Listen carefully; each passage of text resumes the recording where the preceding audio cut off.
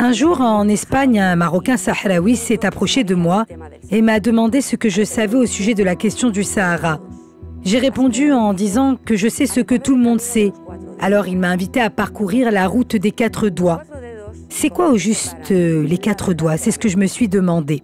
Il m'a raconté que ce sont les 4 doigts qui séparaient la vérité du mensonge, le sens de l'ouïe qui représente le mensonge et le sens de la vue qui représente la vérité. J'ai donc décidé d'entreprendre ce voyage dans les camps de Tindouf. Je voulais rencontrer ces réfugiés qui n'ont aucune patrie, qui vivent dans la pauvreté extrême.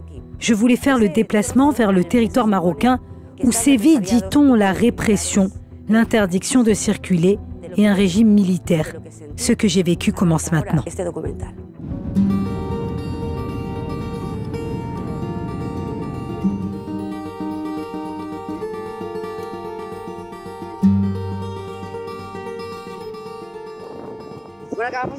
Je suis arrivée à Tindouf et je me suis très vite retrouvée en compagnie d'une famille sahraoui qui m'a quasiment adoptée. Nous partons en voiture blindée sous la protection du Front Polisario et nous allons vers la localité de... Pardon, comment s'appelle la localité? Al-Hagouniya. Ah, elle s'appelle Al-Hagouniya? Camp Al-Ayoun, 3e quartier. Il s'agit du camp Al-Ayoun du 3e quartier? Maintenant, nous montons en voiture vers notre destination. En arrivant la nuit à Tindouf, en provenance d'un aéroport militaire, j'ai été reçue par une famille sahraoui et un chauffeur qui s'appelle Atril. Il m'a accompagnée tout au long de mon voyage. Sur la route, je suis impressionnée par une clôture en fil de fer barbelé. Nous sommes escortés par des éléments de la gendarmerie algérienne jusqu'à notre arrivée à une zone militaire sous contrôle de l'armée algérienne. Là, des éléments du Front Polisario ont pris la relève pour nous escorter. J'ai essayé de filmer en cachette en veillant à ne pas prendre les numéros d'immatriculation. On me demande d'être vigilante pour ne pas attirer l'attention des Algériens. J'ai donc cessé de filmer au moment opportun.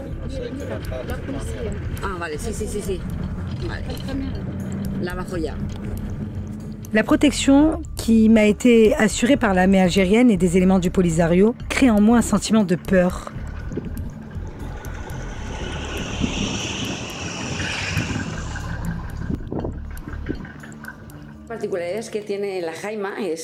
Voilà tout ce qu'il y a dans la tente. Nous vivons en communauté dans cet espace, nous dormons ensemble l'un à côté de l'autre. Voici mon lit. Et ici, il y a la table, sur laquelle est posée une bouteille d'eau et du jus de fruits en conserve. Je n'ai pas faim, je décide donc de me reposer après les longues heures de voyage. Voilà, je vous dis bonne nuit. Je suis arrivée aussi la nuit à Al-Ayoun au Maroc pour pouvoir dresser un comparatif en passant aussi 5 jours exactement dans cette ville.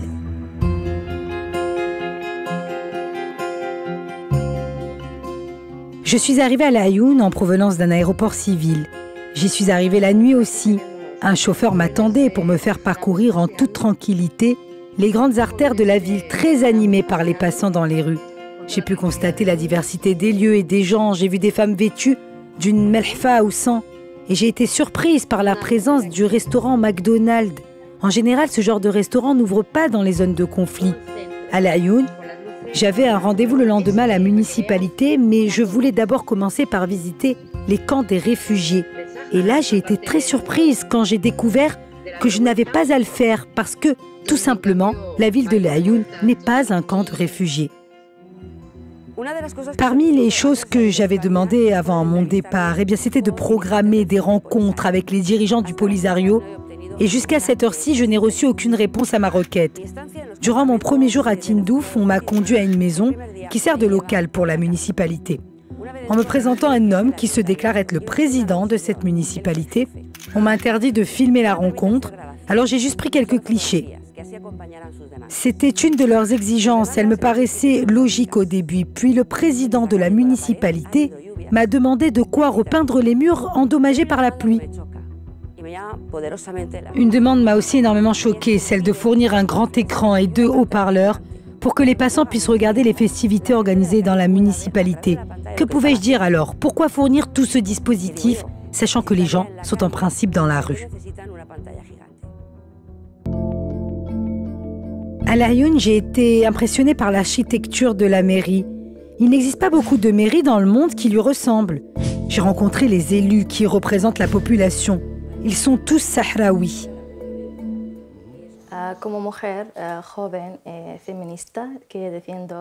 Mon message est le suivant. En ma qualité de jeune femme sahraoui et défenseur des droits de la femme, je peux vous assurer que la femme sahraoui jouit pleinement de tous ses droits. Elle joue des rôles multiples et n'est pas seulement une femme au foyer comme certains le croient.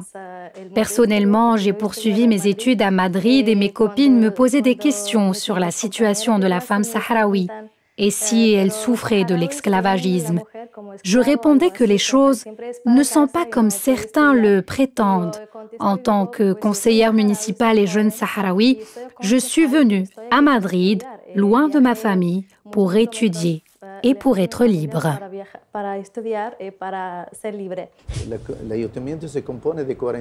Le conseil communal se compose de 47 membres issus de 4 partis politiques et c'est nous qui gérons les affaires locales.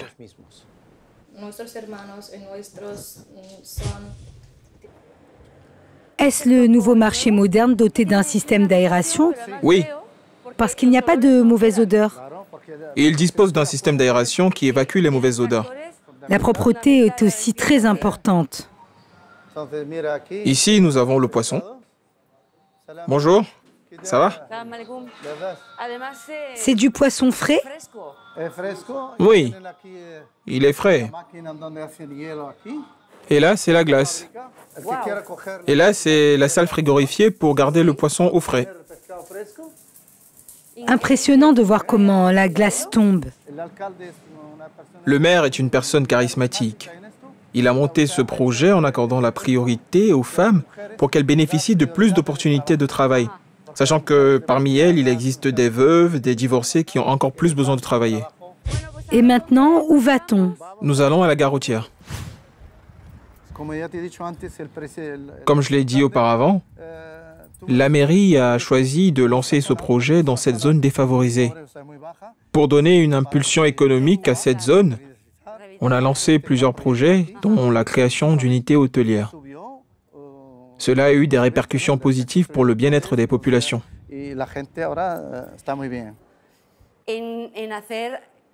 Avec tous ces projets, Laayoune est devenue une ville hospitalière, puisqu'elle dispose d'une gare routière incroyable.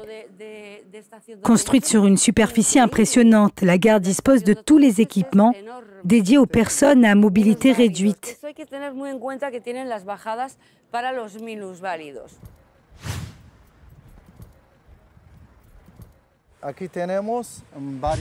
Ici, nous avons plusieurs équipes de football.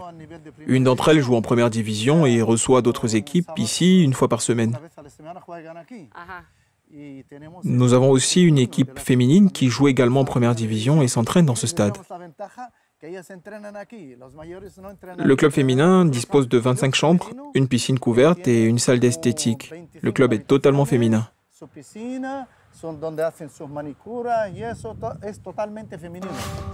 La municipalité de Laayoune accorde une attention particulière au volet sportif en facilitant sa pratique. Elle a même conclu plusieurs conventions de jumelage avec des clubs européens comme le club italien AC Milan.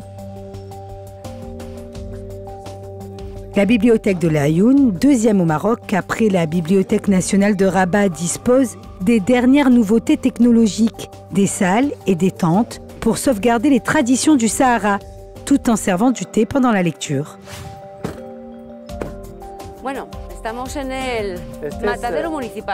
Les abattoirs de la ville sont dotés des dernières infrastructures technologiques pour contrôler la qualité. Ici, tout est contrôlé avec précision et selon les normes de l'Union européenne. Après avoir visité plusieurs projets initiés par la municipalité dans différents secteurs, j'ai accompagné le vice-président de la mairie de Laayoune pour s'enquérir d'un projet environnemental d'envergure. Ici, c'est la décharge. Elle est dotée d'une technologie avancée pour la collecte, le transport et le traitement des déchets. Vous voyez cette couverture blanche où l'on pose les déchets sous des pierres pour extraire le jus des ordures. Les canaux permettent une gestion efficace et durable des déchets ménagers en adoptant des techniques modernes et les normes internationales en matière de stérilisation et d'élimination des bactéries et des odeurs désagréables, pour éviter que toute fuite de matière toxique puisse nuire à la santé des populations et à la nappe phréatique de la région.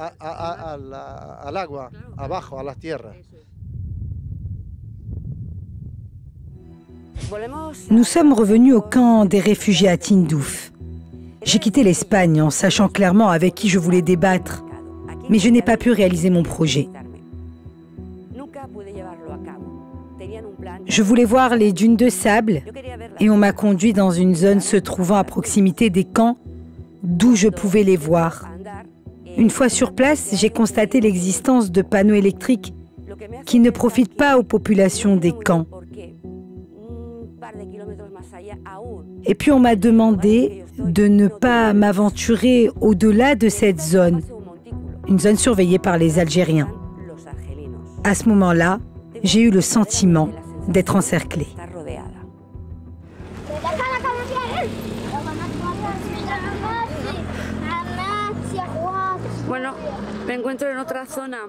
Là, je suis dans une autre zone qui s'appelle Amgala. C'est ici que sera célébrée pendant 2 jours une cérémonie de mariage.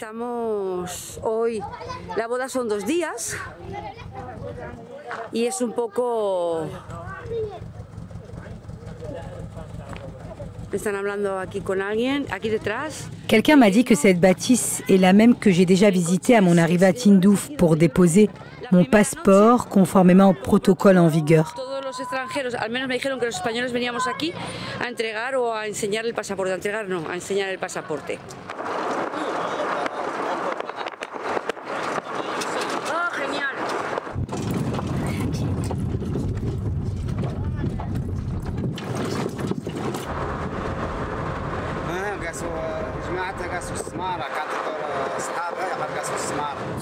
Toujours en compagnie de mon chauffeur à Trir, j'ai vu des travaux de construction de la route et j'ai constaté que les ouvriers étaient tous algériens. Aucun Sahraoui parmi eux. Le travail sous le soleil semble pénible. Ces ouvriers sont bel et bien algériens.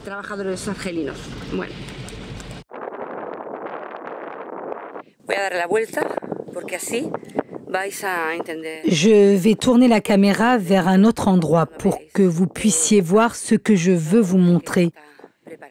Des panneaux électriques à proximité de la zone où j'habitais.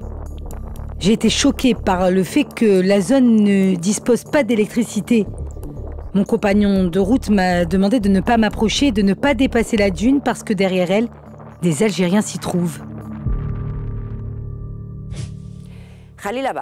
Khalil Abad est le directeur général de l'hôpital ophtalmologique dans les camps de Tindouf. Il m'a reçu en étant allongé. Il était très fatigué, m'a-t-il dit.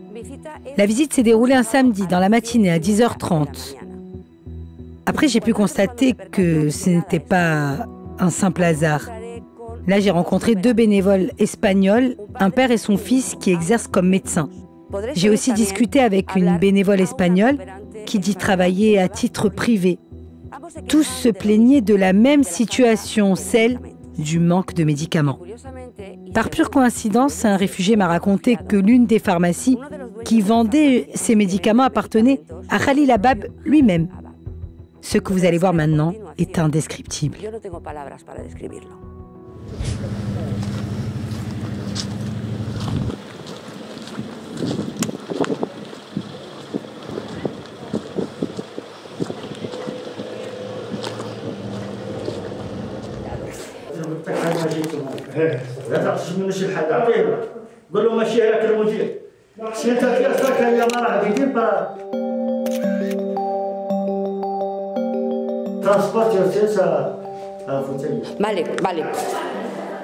Je commence ma visite à l'hôpital en compagnie d'un individu vêtu d'un tablier blanc. Je vois des femmes accompagnant leurs enfants pour se soigner. Un pédiatre était en train d'effectuer une visite à l'hôpital. Je fais la connaissance d'un père et son fils, tous les deux médecins espagnols. À ce moment-là, j'ai compris que cette visite allait être très fructueuse. J'ai discuté avec Juan Cervera, il est médecin généraliste et fils du pédiatre en visite à l'hôpital. Pour ce qui est du soutien médical, il existe beaucoup de choses qui devraient être faites. Il ne faut pas oublier que nous sommes dans un camp de réfugiés, qu'il y en a 5 au total. Dans l'un d'eux se trouve un hôpital général qui dispose de tous les équipements, médecins et infirmiers très professionnels. Ils ont été formés à Alger ou à Cuba. Mais dans cet hôpital, la plupart sont des bénévoles, médecins spécialistes ou praticiens de la médecine générale et des urgences qui viennent de différentes régions espagnoles et aussi d'autres pays. On trouve également des éléments locaux, dont des infirmiers et des auxiliaires, qui ont reçu des formations différentes ou qui disposent d'une expérience professionnelle sans formation. Par contre, les outils de travail sont précaires, voire inexistants. Elle, c'est Dulce Rota Echesobiaga, une bénévole espagnole qui se déplace depuis 12 ans dans les camps de Tindouf. Effectivement, il existe un manque flagrant de médicaments. C'est un grave problème de santé, il y a même une hausse de la mortalité infantile, même s'ils démentent cette situation.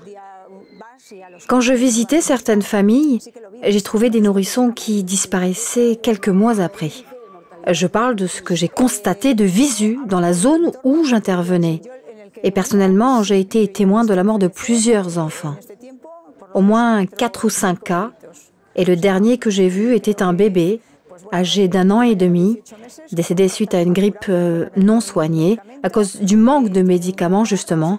Et le bébé a eu des complications respiratoires, cardiaques, devenues chroniques.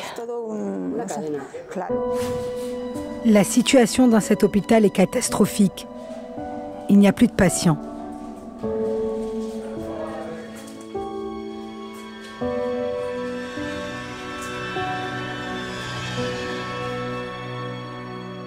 Par exemple, parmi les maladies chroniques enregistrées ici, il y a les problèmes liés à la coagulation qui nécessitent une méthode d'épuration du sang à travers une membrane. En cas de manque de médicaments, le patient est exposé à une détérioration de sa santé, voire à la mort. 2 femmes et 2 enfants étaient les seuls patients que j'ai pu croiser dans cet hôpital.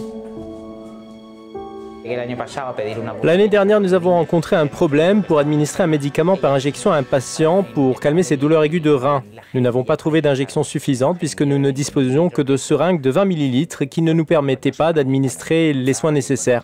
Bref, le manque est maximal. C'est très difficile pour nous de traiter les maladies chroniques qui exigent un suivi médical en utilisant les mêmes médicaments ou d'établir un contrôle des cas durant une période bien déterminée et de prescrire des médicaments selon l'évolution de la maladie. Cependant, même si vous utilisez un médicament précis, vous serez obligé, après 2 mois, de donner au malade un autre médicament parce que vous n'en aviez pas le choix.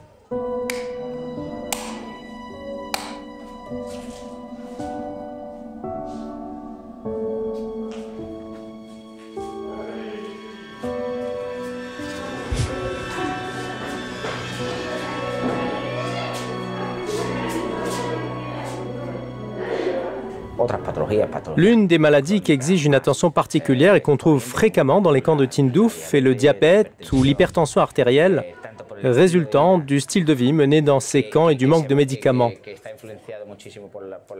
Quand nous venons ici, nous ramenons avec nous plus de 1000 kilos de médicaments, mais la gestion des médicaments ici est très complexe.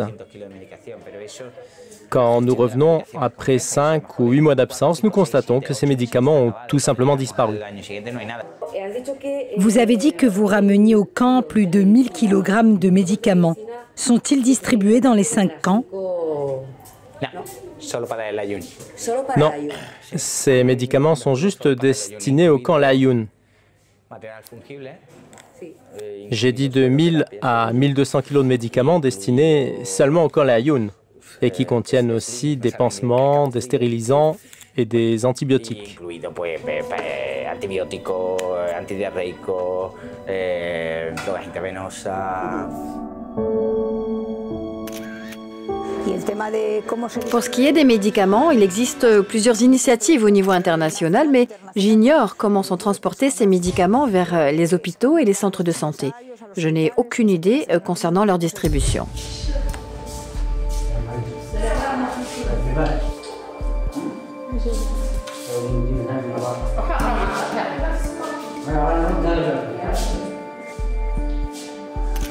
Dans le hall d'un hôpital, je suis approchée par un individu vêtu d'un tablier blanc.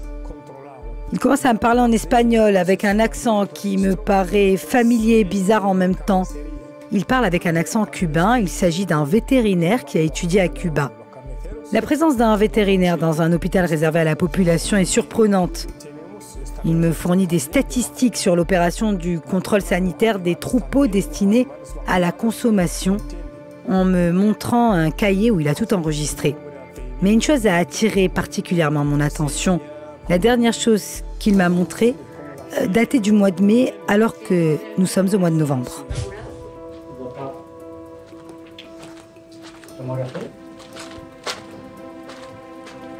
À la fin de ma visite, durant laquelle je me suis rendu compte de la situation anarchique de l'hôpital, j'ai été accompagnée une seconde fois au bureau du directeur de l'hôpital. Leur principal souci était de savoir si je pensais que l'endroit était approprié pour abriter le bureau du directeur.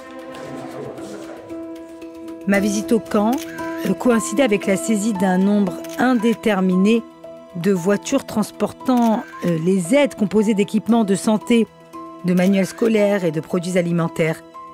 La saisie a duré 4 jours au port d'Oran.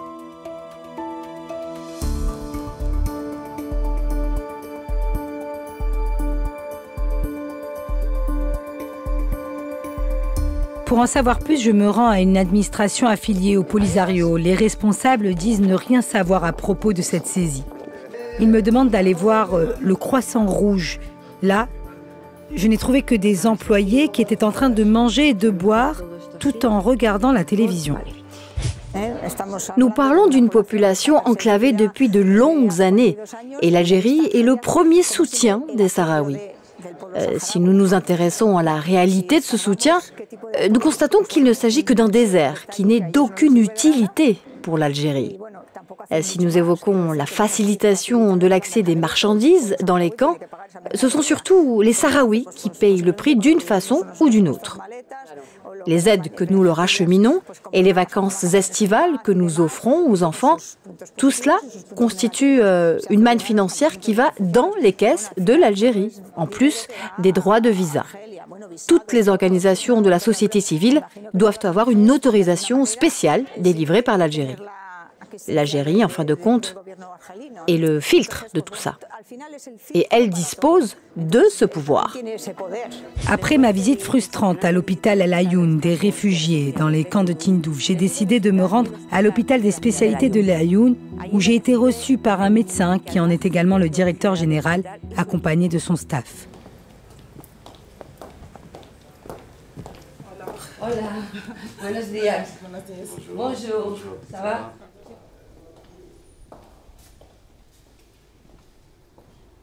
La plupart des provinces, ils ont leurs hôpitaux provinciaux, avec un hôpital régional au niveau de l'Ayoun. C'est un hôpital de référence. Les cas compliqués, les cas, le niveau, on appelle ça le niveau 2, parce qu'on évolue par niveau.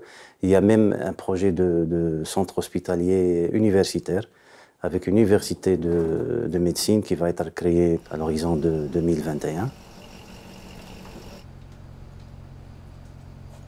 Les autres provinces, donc on avait dit, ils ont les hôpitaux provinciaux avec toutes les spécialités, gynécologie, pédiatrie, chirurgie, médecine générale, et le réseau ambulatoire aussi avec tous les programmes de santé, la vaccination, le suivi des femmes enceintes, la planification familiale. Donc c'est un système, comme partout dans le royaume, le ministère de Santé, il est organisé de la sorte. Ici, c'est la pharmacie. Il y a beaucoup de... Tous les services, ils ont leur une pharmacie.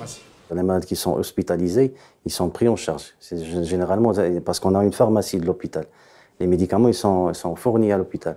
Mais en ambulatoire, Les gens qui ont leur mutuelle, ils achètent ça à la pharmacie et tout ça. Les gens qui n'ont pas le ramènent parce qu'on a un système pour les démunis, les gens qui n'ont pas. Donc, on leur donne gratuitement, soit dans l'hôpital, soit dans les centres de santé.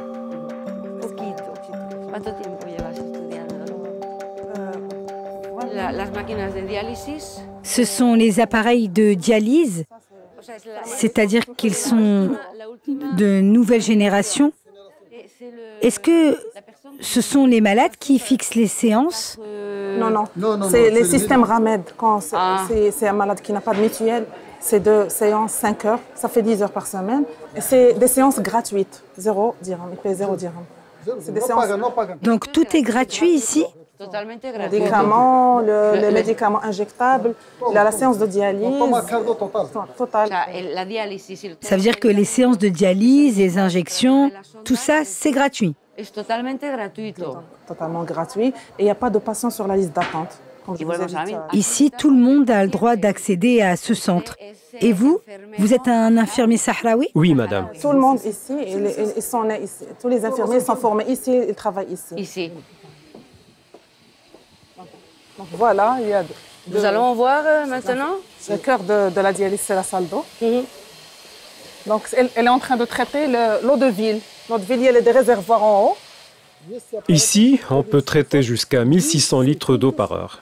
1600 litres d'eau par heure, totalement stérilisée.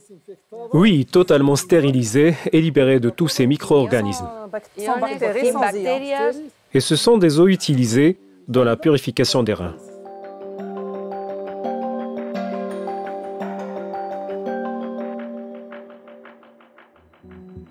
La différence est donc palpable entre les deux régions durant ces 43 années. Dans les camps de Tindouf et en dépit de l'existence des nappes phréatiques, ils n'ont jamais tenté de créer un réseau de distribution d'eau. Par contre, à Al Ayoun, on n'a pas seulement procédé au traitement et à la distribution d'eau, mais aujourd'hui, chaque foyer dispose de l'eau potable 24 heures sur 24. De plus, plusieurs efforts ont été déployés pour permettre le dessalement de l'eau de mer en développant les énergies renouvelables. Il n'y a plus de sel. C'est de l'eau de mer, mais grâce à la technologie que nous exploitons, on a de l'eau pure. Donc c'est de l'eau potable. Bien sûr, et c'est de l'eau qui respecte aussi la norme internationale dans le domaine. Nous sommes ici dans la station de dessalement de mer. Cette station a été mise en service depuis 1995. Il a été réalisé en plusieurs phases. Donc la première phase en 1995, la deuxième en 2005 et la troisième en 2010. C'est cette station qui alimente la ville de Laayoune et les agglomérations environnantes en eau potable, en plus bien sûr de la nappe d'eau douce. Comme vous le savez, les provinces du Sud sont caractérisées par la rareté de l'eau. Donc, s'il y a de l'eau, ou bien si de l'eau saumâtre qui nécessite un traitement spécifique, ou bien c'est l'eau de mer. La seule nappe qu'on a, c'est la nappe de Foumloued.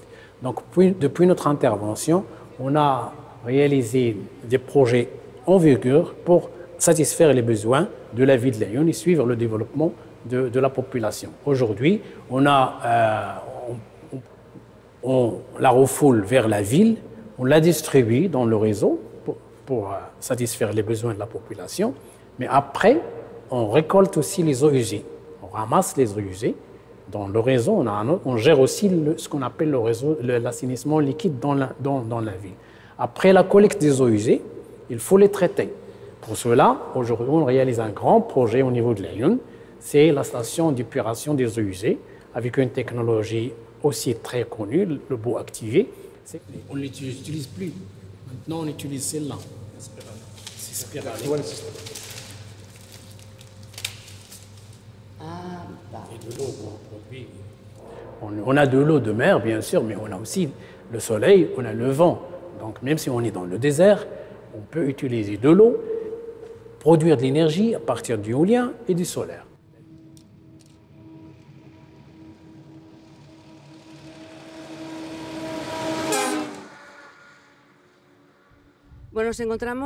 Nous nous trouvons dans l'une des plus grandes stations de production de l'énergie éolienne dont dispose le Maroc. Elle se trouve à Tarfaya. Avec moi, Mohamed Ouided, le chef du service d'exploitation de ce parc. Ma première question est la suivante. Quand est-ce que ce parc éolien a été créé et quelle est sa capacité de production? Ce parc a été construit depuis fin 2012, ou plutôt fin 2011, et la mise en service a été au deuxième trimestre 2013. La production annuelle est environ 200 gigawattheures, ce qui permet d'éviter environ 150 000 tonnes par an des émissions de gaz à effet de serre. On a plusieurs parcs. Celui-là, c'est le parc Foum El Oued, 50 MW, 50,6 MW, et on a d'autres parcs, notamment à Tarfaya, 300 MW. À ce moment, c'est la plus grande puissance en Afrique. Et on a aussi des parcs à Boujdour et à Arfenir et aussi à Tangier. La ville de Laayoune n'a pas connu qu'un développement vertical, mais aussi horizontal à travers l'établissement de structures permettant la construction d'un port de pêche et aussi des mines de phosphate dont la production locale représente seulement 2% de la production globale marocaine. Toutes ces matières servent à améliorer le niveau de vie de la population locale et permettent la création de postes d'emploi.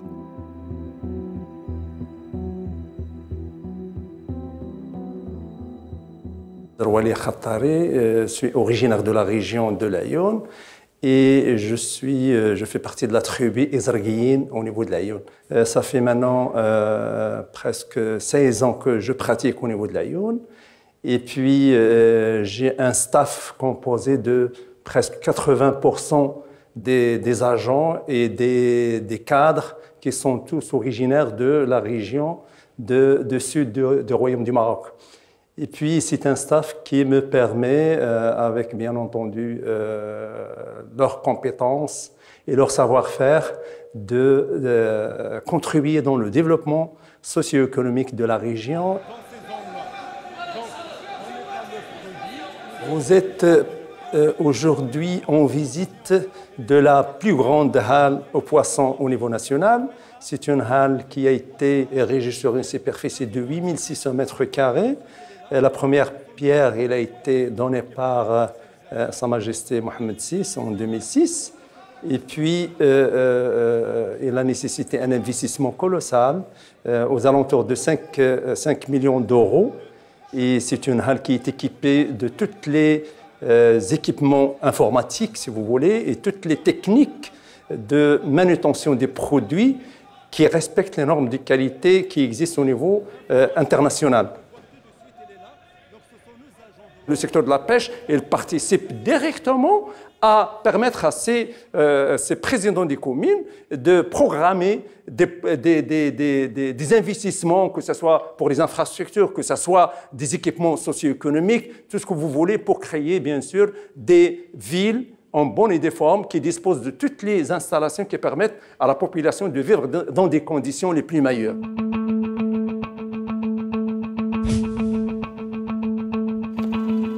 La production locale des mines de phosphate de Laayoune ne représente que 2% de la production globale annuelle marocaine. Les recettes des phosphates sont investies pour l'amélioration des conditions de vie de la population locale, comme la création de la technopole Foum El Oued Laayoune. La technopole Foum El Oued, elle a un budget global de 200 millions de dollars. Donc je parle de oui, c'est-à-dire environ 2 milliards de dirhams. Et on a commencé les travaux de ce projet-là en mars 2018. Donc l'objectif, c'est d'achever déjà la première phase en fin d'année, c'est-à-dire qui consiste à achever tout ce qui est Lolo 1, gros œuvres et clos et couverts, avec tout ce qui est VRD et aménagement extérieur. Et la phase 2, c'est-à-dire à l'aménagement des centres de recherche, commencera à partir de janvier 2019. Vu le développement socio-économique très important que connaît Laayoune, nous avons remarqué qu'il existe bel et bien un centre pour inciter à la création d'entreprises et participer à la création de postes d'emploi pour les jeunes Sahraouis. Le problème du chômage, exactement, surtout de la jeune population, c'est un problème mondial. Les gens qui font des investissements pour résoudre ce problème-là. L'État a fait beaucoup de choses exactement pour faire venir des investissements afin de résoudre ce fléau du chômage. Que diriez-vous à ceux qui ignorent tout sur les conditions de vie à l'Aïoun et croient qu'il n'existe que la répression et l'absence totale de liberté? Que leur diriez-vous?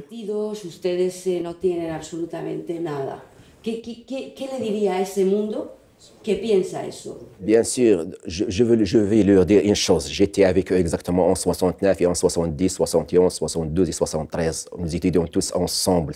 Eux, ils ont choisi exactement à l'époque cette idée de partir au campement de Tindouf. Moi, j'avais choisi de rester ici. Aujourd'hui, je leur dis que tout a changé.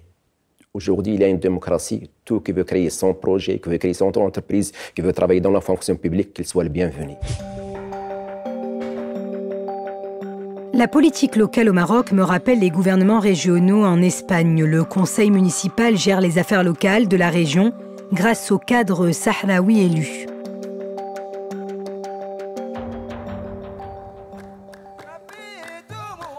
Aussi, le développement de la région sur tous les plans s'effectue en parfaite symbiose avec les efforts déployés pour la préservation du patrimoine culturel et de l'identité sahraoui.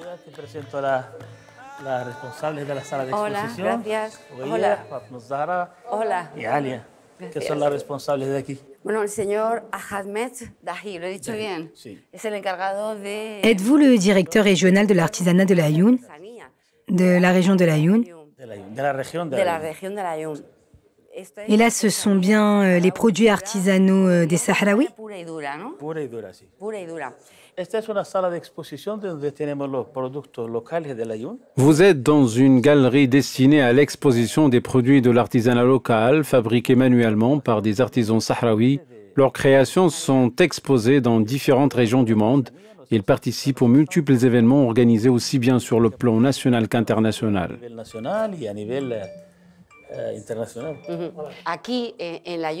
Dois-je donc comprendre qu'il n'existe ici aucun problème pour préserver le patrimoine sahraoui et pour le faire connaître à l'étranger?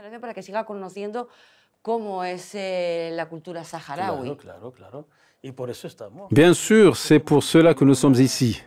C'est la mission de cette administration et nous avons aussi la Chambre de l'artisanat qui protège cet héritage culturel.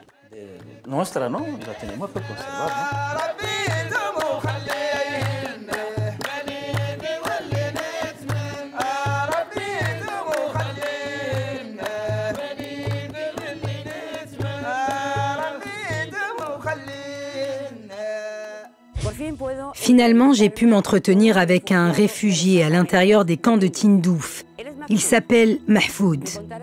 Il m'a révélé une réalité pénible et choquante que peu de gens connaissent dans un monde où sévit l'injustice pour beaucoup de gens. Une dure réalité racontée aussi par un ancien juge dans les camps de Tindouf. Mahfoud a été séquestré par 3 individus. Il s'agit d'une réalité totalement effrayante. Totalmente aterradora.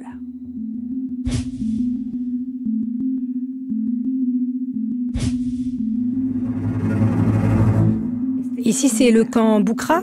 Oui, c'est le camp Boukra. Certaines personnes m'ont raconté qu'il existe aussi une localité dénommée Boukra. Dans la wilaya de l'Aïoun. Ce quartier est le 4e. Et auparavant, j'étais dans le 3e quartier, celui d'El Hagounia. Oui, vous étiez à Al-Hagounia, dans le 3e quartier. Maintenant, vous êtes à Boukra, dans le 4e quartier. C'est très différent de notre conception. En Espagne, à propos de l'existence de 4 camps, c'est différent. Aujourd'hui, je rencontre Mahfoud en buvant un verre de thé. C'est une tradition ancestrale. Ici, le dialogue se fait autour d'un thé. Quand j'ai entamé ce projet, j'ai voulu que mon film documentaire soit objectif, sans parti pris, et qu'il rende compte de la réalité vécue au Sahara. Nous allons découvrir d'autres choses dont j'ai été témoin. Mahfoud est 100% sahraoui, comme il le dit. 100%. Mahfoud, quelle est votre situation en tant que sahraoui dans les camps? Que voulez-vous? Peu avant le tournage, vous m'aviez dit que vous vous sentiez victime du conflit sur le Sahara. C'est exact. Dites-nous. Je suis sahraoui et victime à 100% du conflit sur le Sahara. Est-ce que vous sentez que le gouvernement du Polisario est raciste? Nous ne pouvons pas dire qu'il est raciste, mais quand je me réfère à ma situation, je vois que ce gouvernement n'existe pas.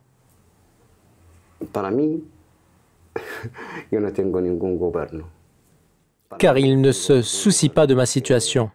Car il ne se soucie pas de votre situation? Il ne se soucie pas de moi.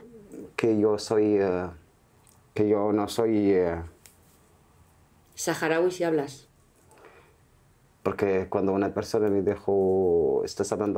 Il ne tolère pas qu'on revendique nos droits ou qu'on dise la vérité sur ce qui se passe à l'intérieur des camps.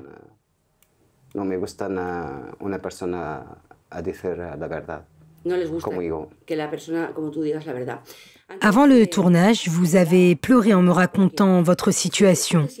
Avez-vous le sentiment d'être séquestré ici? Juste après, il va tout nous raconter, qu'il avait écrit et conservé son témoignage. Il a même écrit sur le mur, dehors, le Polisario. Vous m'avez aussi raconté que votre tante est décédée. Mon père et ma sœur aînée sont aussi décédés l'année dernière. Avant son décès, ma grande sœur, qui s'appelait Tarbaja, était gravement malade. Quand nous étions allés demander de l'aide au ministère de la Santé, un responsable m'a ordonné de me taire et de rentrer chez moi. Tout ceci parce que nous ne jouissons d'aucun droit. Pour moi, ce n'est pas un responsable du ministère de la Santé, ce sont des gens qui nous ont abandonnés à notre sort. Ce n'est pas un gouvernement. Normalement, tout gouvernement doit subvenir aux besoins de sa population. Ils ne prennent soin que de leurs propres intérêts et de ceux de leur famille. Ils ne s'intéressent ni à moi, ni à ma mère, ni à ma famille. Les miens ne les intéressent pas. Un ancien juge nous raconte ce qui se passe réellement dans les arcanes de la justice à l'intérieur des camps de Tindouf. Je suis un descendant de la tribu Smassi d'Ergibet. J'ai regagné la mère patrie en 2015. J'ai été membre du Polisario pendant plus de 40 ans.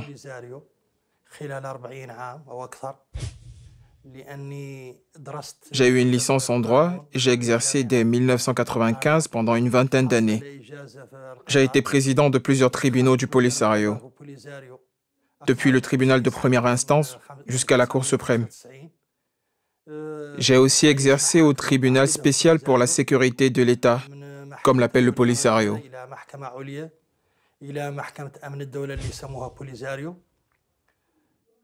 Durant ces 20 ans, j'ai eu la conviction que la volonté des dirigeants du Polisario était en opposition avec la situation catastrophique dans laquelle vivait la population séquestrée. Celle-ci subit la famine, la misère, les ceintures de sable, les vols. Les dirigeants, eux, accaparent les richesses et fructifient les projets à l'étranger. Ce que la direction entreprend constitue un vaste gaspillage de fonds publics orchestré au nom de la lutte contre la pauvreté et l'exclusion sociale, au détriment des populations les plus vulnérables censées être les bénéficiaires du programme humanitaire.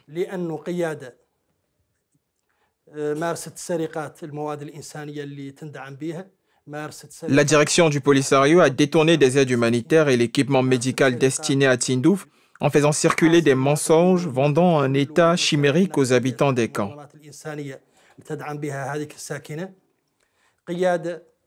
À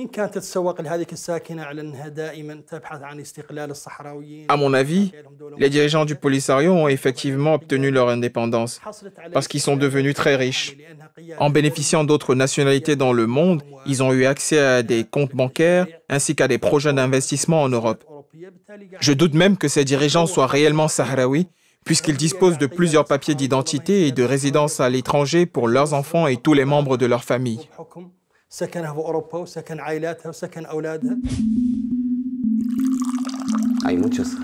La plupart des gens ne peuvent pas s'exprimer librement. Que se passe-t-il si quelqu'un ose ouvrir la bouche? Il ira en prison, comme moi. Ils peuvent me mettre en prison à tout moment, demain ou après-demain ou l'année prochaine. C'est-à-dire que vous avez pris un risque en nous parlant et qu'ils peuvent venir vous arrêter quand ils auront vu ce film? Oui, bien sûr, ils peuvent venir m'arrêter. Et vous torturer et vous jeter en prison? Ou me tuer même. Cela signifie que vous mettez votre vie en danger pour affirmer que la réalité dans les camps de Tindouf n'est pas celle qu'on nous vend à l'étranger. Non, ils vous mentent. Nous parlons d'une personne qui s'expose au danger et qui risque de perdre ce qu'il a de plus cher, sa vie, en témoignant pour démentir les mensonges sur la situation dans les camps de Tindouf.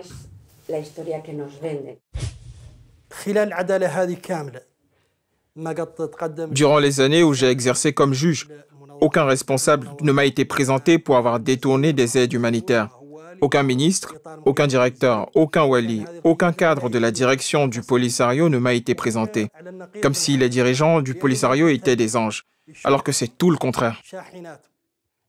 Tout le monde sait que les camions transportant les aides humanitaires livrent régulièrement les marchés de la contrebande et que la direction du Polisario pratique la dilapidation de deniers publics. Tout le monde sait que la direction du Polisario ne fait que persécuter et opprimer les populations des camps. Cette direction ne permet de juger que les innocents sans preuve et en exécutant à la lettre les instructions algériennes de procéder à l'arrestation de telle ou de telle personne.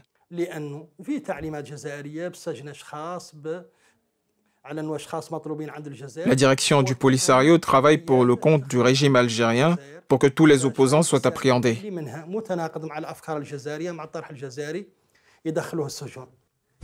Vous êtes un homme courageux. Moi? Oui, parce que vous avez accepté de parler devant la caméra en dépit du risque de subir les affres de la direction du Polisario. Vous faites preuve d'un courage exceptionnel et vous exposez même votre famille aussi au danger. Sa maman est avec nous, mais nous n'allons pas la filmer. En fait, elle n'a aucune idée de ce que nous sommes en train de faire ou dire. Il a accepté de témoigner pour que les autres Sahraouis parlent aussi. Est-ce que les membres du Polisario mentent aux journalistes quand ils viennent ici en leur disant que tout se passe bien dans les camps? C'est vrai, pour eux, dans la rue, tout va bien. Pour moi, quand je pose la question aux gens, ils me répondent tous que tout va bien. Pour ceux qui vivent dans la ville de Tindouf, pour eux, les choses ne peuvent qu'être mieux. Mais pour les gens comme moi et comme beaucoup de Sahraouis, nous souffrons.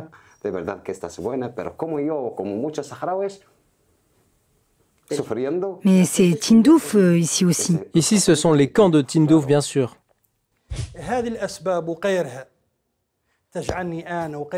Ces raisons et bien d'autres nous ont incités à réfléchir au rôle que nous avions joué pendant 40 ans et à chercher à avoir la conscience tranquille en militant pour que justice soit rendue à cette population.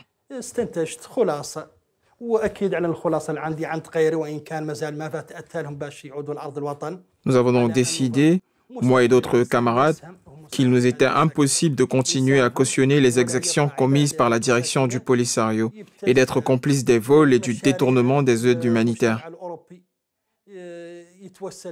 Et donc j'en suis arrivé à la conclusion de militer pour une solution juste et réaliste. C'est pour ça que nous avons décidé de regagner la mère patrie. C'est la meilleure solution pour vivre en paix.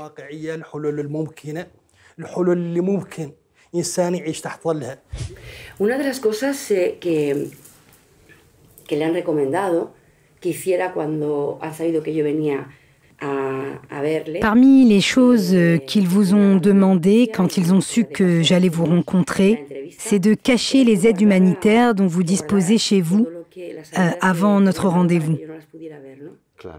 Oui, c'est vrai. C'est quoi le problème? Pourquoi ne permettons pas aux journalistes de voir les aides humanitaires acheminées au camp? Est-ce pour dire que vous ne recevez aucune aide étrangère? C'est clair, les aides humanitaires qui proviennent de l'Espagne sont vendues à Rabuni et n'arrivent jamais à nos foyers. Ils vendent les aides que nous envoyons au camp? Oui, pour eux, toute chose peut être commercialisée. Comme disait le proverbe, « Donnez-moi 1000 morceaux de gâteau et je vous offre un bonbon ». Tel est le gouvernement du Polisario. Chacun de ses membres ne cherche que son propre intérêt. Vous voulez dire que quand je vous envoie de l'aide,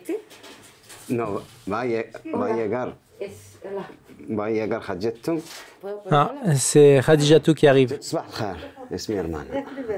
C'est ma sœur. Dis bonjour Khadijatou. Est-ce qu'on peut continuer?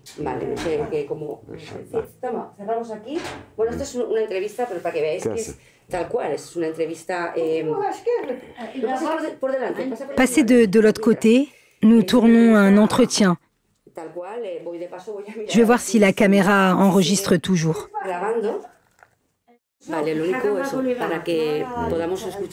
Est-ce qu'on peut reprendre l'entretien?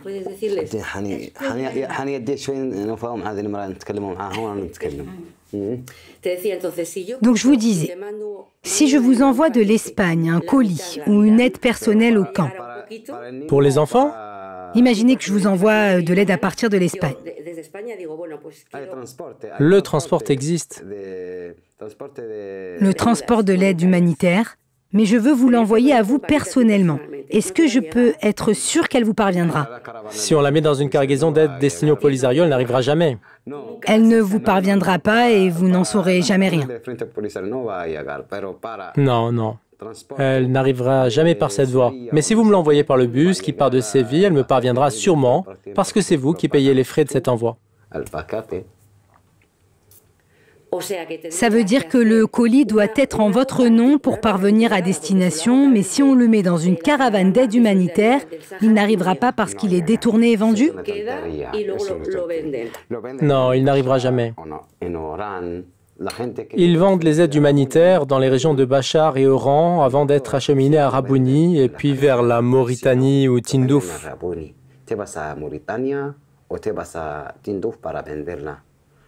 Nous n'avons jamais reçu de riz, de boîtes de thon ou quoi que ce soit en provenance d'Espagne.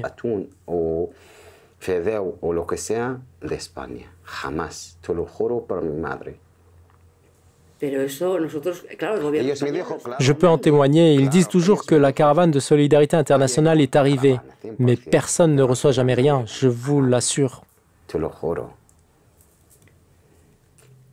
Nous sommes ici à Tindouf, en Algérie.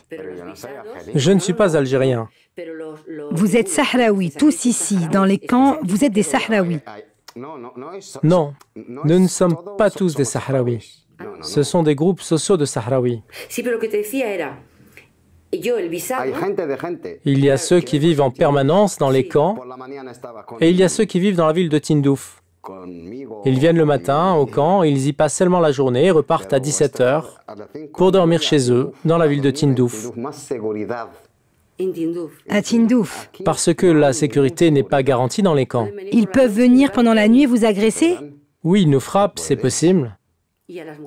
Est-ce que les femmes subissent aussi ces agressions? Non, ils ne frappent pas les femmes, mais... Parce qu'elles ne parlent pas, n'est-ce pas? Bien sûr. Et est-ce que votre sœur parle espagnol? Non. Ce que vous allez voir dépasse toute logique humaine. Mahfoud a décidé de raconter pour la première fois sa terrifiante expérience vécue dans les camps de Tindouf. Vous m'avez demandé d'arrêter le tournage parce que vous vouliez raconter une horrible expérience que vous avez endurée dans les camps. Vous m'avez dit que des éléments du Polisario vous ont sévèrement châtié parce que vous aviez tenté de protester devant une administration. Racontez-nous ce qui vous est arrivé. Ça s'est passé dans une administration où je m'étais rendu pour retirer des documents et pour demander de l'aide. Et là, ils vous ont violé? Chaque responsable me renvoyait à l'autre. C'était une honte. J'y suis resté jusqu'à 20 h. À cette heure-ci, ils m'ont emmené à bord d'une voiture dans un endroit désert que je ne connaissais pas, derrière la zone de Rabouni. Et là, ils vous ont violé? Oui, j'ai subi des choses horribles et ignobles, des choses pénibles à raconter. Quand j'ai voulu déposer plainte auprès de la police relevant du Polisario, personne n'a voulu m'écouter. À la fin, j'ai décidé de garder le silence parce que j'avais peur et honte. Un témoignage poignant et affligeant. C'est là l'exemple de la réaction du Polisario à une expression de protestation et d'opposition à son gouvernement.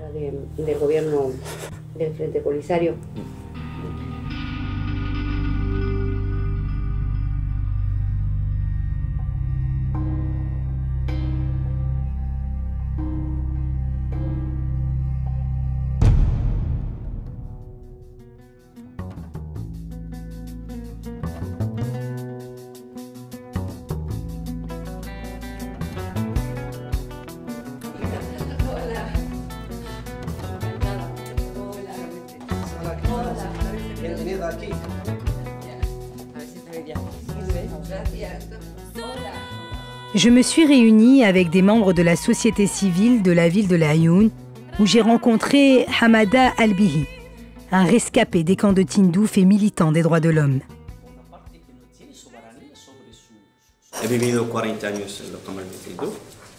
J'ai vécu durant 4 décennies dans les camps autour de Tindouf et j'ai passé toute mon enfance à me déplacer entre l'Algérie et la Libye. J'ai aussi poursuivi mes études pendant 14 ans à Cuba. Quand je dis que j'ai étudié, ça veut dire que j'ai étudié, travaillé et souffert également. J'ai aussi passé 2 ans au Venezuela. Dans tous ces pays, l'Algérie, la Libye, Cuba ou le Venezuela, j'ai dû supporter des régimes autoritaires ou dictatoriaux qui livrent des discours métaphysiques, illogiques et irréalistes à leur peuple.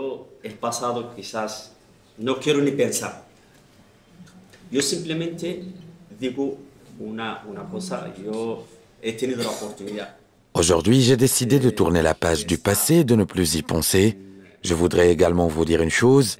J'ai eu l'occasion de participer aux travaux du Conseil des droits de l'homme à Genève et de la 4e Commission des Nations Unies, au cours desquels j'étais en confrontation directe avec ceux qui n'avaient pas le droit de parler en notre nom. J'entendais souvent ce mensonge qui disait que le Polisario était le seul représentant légitime du peuple sahraoui. Je me demande pourquoi parle-t-on du droit à la représentativité, alors que dans les camps, je n'avais même pas le droit de voter pour choisir celui qui allait me représenter.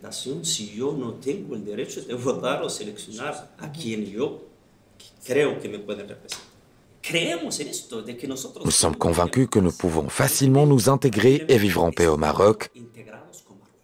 Le fait de quitter le Maroc signifie politiquement de permettre à l'Algérie d'étendre son territoire vers le Sahara. Ce Sahara sera sous tutelle de l'Algérie.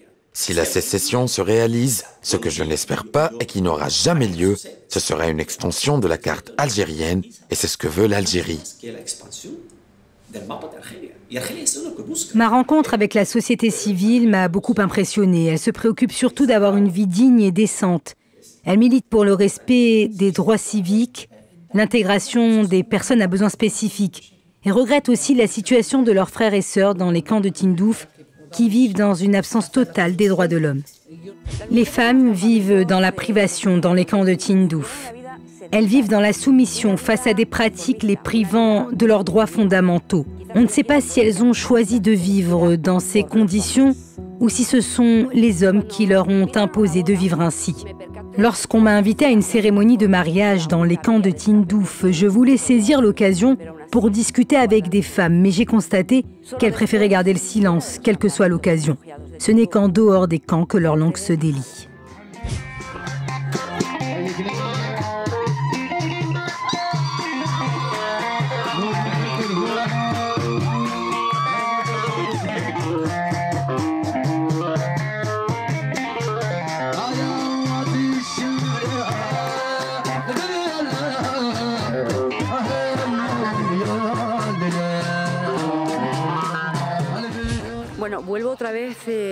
Je reprends le tournage en choisissant de le faire près de ce mur pour que personne ne reconnaisse ma position. J'ai essayé d'échanger avec des personnes sur leur vécu. Toutes veulent parler, mais loin de la caméra. Certaines personnes refusent même d'enregistrer leur voix. Elles ont peur de parler ouvertement, elles ont peur qu'on les prive d'aide humanitaire. Elles payeront cher leur courage, non par une sanction européenne ou algérienne, mais à cause d'un châtiment signé Polisario. Juste après mon retour à Vitoria, j'ai rencontré une femme dont le nom m'a été soufflé par une famille séquestrée dans les camps. La femme s'est dite disposée à témoigner et l'entretien était tourné dans un hôtel. On l'appellera Fatima. Elle nous raconte les souffrances des femmes dans les camps de Tindouf.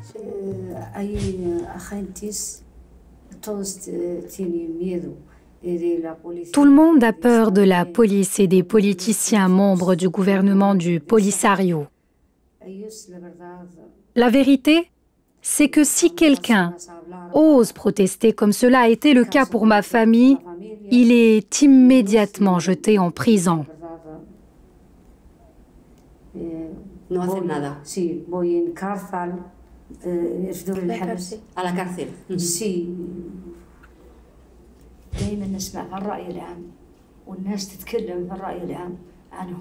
Le gouvernement du Polisario a plusieurs visages. Vraiment, pour moi, il a plusieurs visages.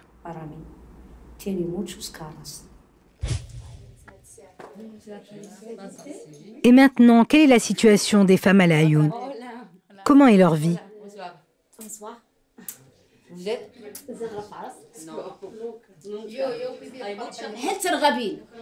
Est-ce que vous désirez faire une comparaison à travers cette visite? Lo que quiero decirle a ustedes que vivo libremente. Je voudrais vous assurer que je vis en toute liberté.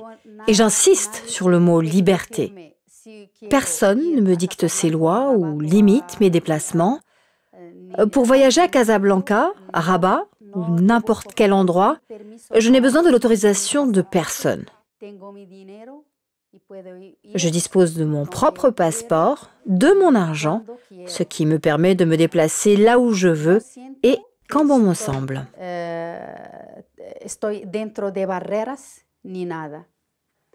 Ici, je ne suis pas une femme séquestrée ou vivant derrière des barreaux. Et si certains répandent des allégations selon lesquelles la femme sahraoui au Maroc n'est pas libre, ce ne sont que mensonges et propagande. Que dicen que la mujer no puede ir, no puede hacer, no puede tal y tal, muchas cosas.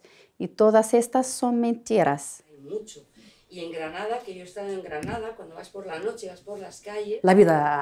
La vie a beaucoup changé ici, elle est devenue vraiment différente. Avant, le mode de vie avait un aspect bédouin, il a peu changé sous l'administration espagnole. Aujourd'hui, la vie est très différente.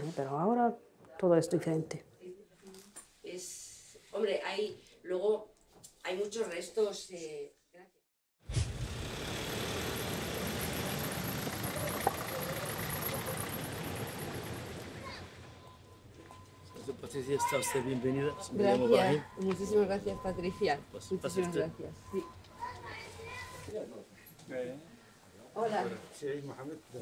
J'ai décidé de me réunir avec les chours et les leaders traditionnels des tribus sahraouis.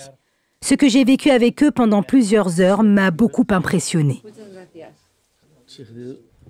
Dans les camps de Tindouf, le Polisario procède à l'endoctrinement de la nouvelle génération. Ils sont systématiquement éduqués à haïr le Maroc et croire que le Polisario est le meilleur de ceux qui s'offrent à eux. C'est le même mensonge qu'ils vendent à l'étranger et qui leur permet de vivre du business de l'aide humanitaire. Après avoir pris connaissance de mon expérience, les chours ont exprimé leur tristesse et leur inquiétude de la situation dans les camps de Tindouf. Ils m'ont dit que les séquestrés de Tindouf étaient leurs frères. En notre qualité de chiour des tribus, nous sommes les représentants de la société sahraoui traditionnelle et de ses coutumes. Les souffrances que vivent nos frères al-Ahmadats, telles que vous nous l'avez rapporté, sont vraiment catastrophiques. Donc, en tant que chiour, cela nous fait vraiment mal au cœur.